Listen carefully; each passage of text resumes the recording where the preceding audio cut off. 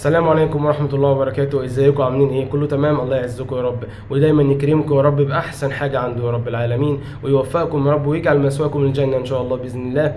اللهم امين اللهم امين يا مجيب السائلين.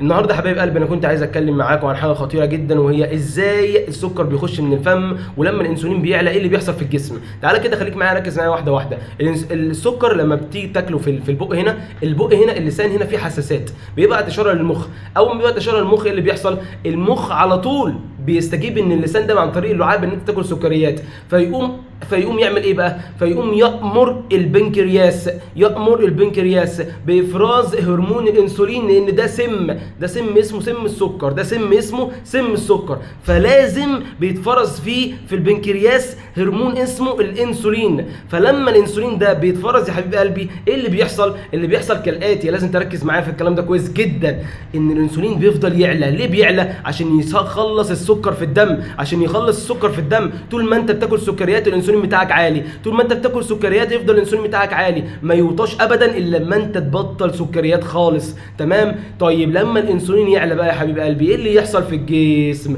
تعالى معايا بقى. الانسولين لما يعلى، اولا ربنا عز وجل خلق الانسولين ده هرمون بناء، يعني بيبني عضلاتك وانسجتك وكل حاجه.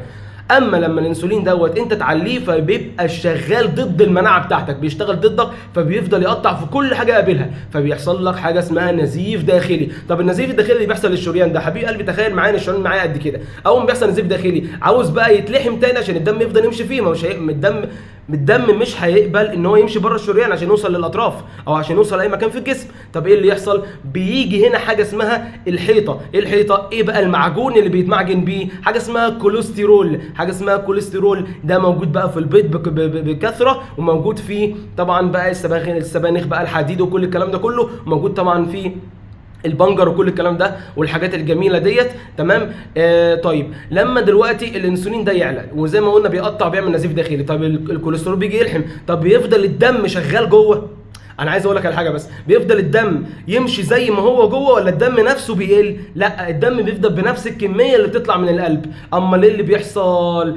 الدم اللي كان بيوصل في وقت معين عشان الشريان ده فبيوصل في وقت ابطأ، فبيجي حضرتك حاجه اسمها ضغط دم واطي، ثم يليها على طول ان عدم وجود الاكسجين بكفايه لوجود بطء في الدم. ليه؟ الدم بيمشي بطيء جدا، فالاكسجين اللي كان بيوصل اسرع بطل يوصل سريع. فخد بالك من صحتك، وربنا عز وجل يعينكم على صحتكم يا رب، وتاخد بالك من صحتك يا حبيب قلبي، لانك هتتسأل على صحتك يوم القيامه. يوم القيامه في ارض الحشر. جهز نفسك ل50,000 سنه عشان هتتسأل على صحتك ان شاء الله باذن الله، وما التوفيق الا بالله، عليه توكلت وعليه انيب. والسلام عليكم ورحمه الله وبركاته، في حلقه قادمه ان شاء الله عن السكر ودوره التحرر من السكر.